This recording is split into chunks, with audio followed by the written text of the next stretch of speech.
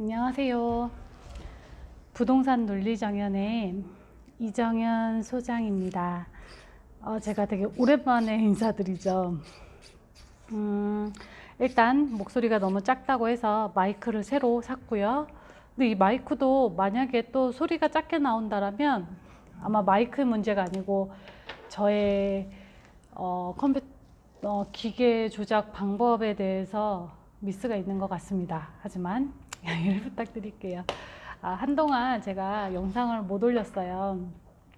왜 못 올렸냐면 부동산 중개 실무 교육을 해달라고 오시는 분들이 많다 보니까 그거를 프로세스화하고 하는 과정에 제가 좀 많이 바빠서 이제 올립니다. 이제는 일주일에 한 두세 번 정도 꾸준히 올릴 예정이고요.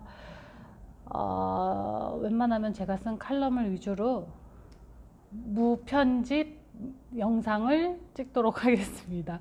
편집까지 하면 제가 아예 유튜브를 포기해야 될 것 같아서. 자, 오늘의 영상. 부동산 중개업이든 법무사 일을 할 때든 보면 그들이 진짜 해야 되는 일, 할 일에 대해서 원칙을 다 빼버리고 수박 겉핥기식으로만 일을 하다 보니까 아직 수박 겉핥기라기보다는 핵심을 빼버리고 일을 하게 되다 보니까 가장 중요한 부분을 놓치는 것 같아요.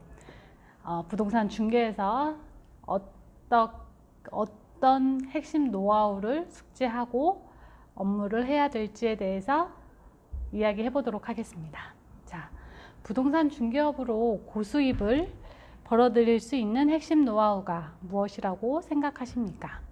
좋은 물건을 고객에게 많이 보여주는 것, 중개 보수료를 깎아준다는 얄팍한 수로, 계약서를 많이 작성하는 것, 아니면 써먹지도 못하는 수많은 지식을 그냥 습득하는 것.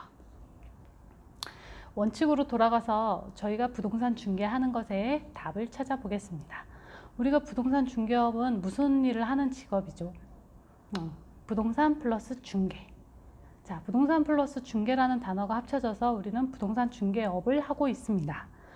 그런데 이걸 한자 사전을 찾아보면 부동산이란 토지나 집처럼 움직여서 옮길 수 없는 재산 등을 말하는 거고, 중개란 제3자로서 두 당사자 사이에서 어떤 일을 주선하는 일이라고 되어 있습니다.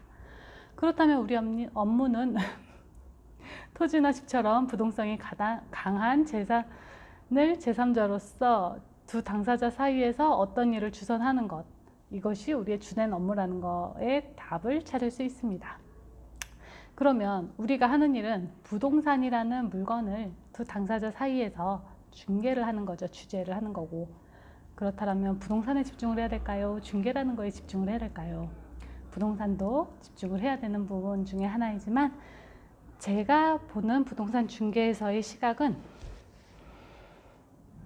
뒤에 중개에 더 집중을 해야 된다고 생각을 합니다. 제3자로서 두 사람 사이에서 역할을 하기 위해서 우리에게 가장 필요한 건 무엇일까요? 네, 바로 소통의 능력이 필요함을 우리는 수많은 경험을 통해서 익히 알고 있습니다. 사람과 소통이 되지 않으면 아무리 좋은 부동산이라 한들, 아무리 좋은 계약이라 한들 설득을 할 수 없고, 그로 인한 계약이 이어질 수가 없습니다.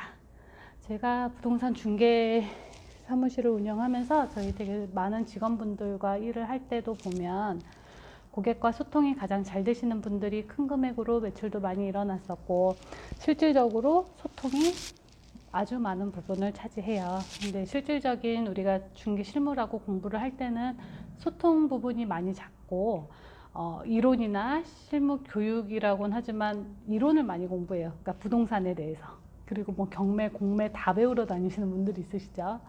그런데도 매출이 안 난다. 그러면 오늘 제가 말씀드린 부동산 중개의 중개라는 말에 대해서 다시 한번 생각해 보셨으면 합니다. 오늘은 여기까지 하고요. 부동산 중개에서 우리가 하는 가장 중요한 업무는 중개입니다. 다음에 뵐게요.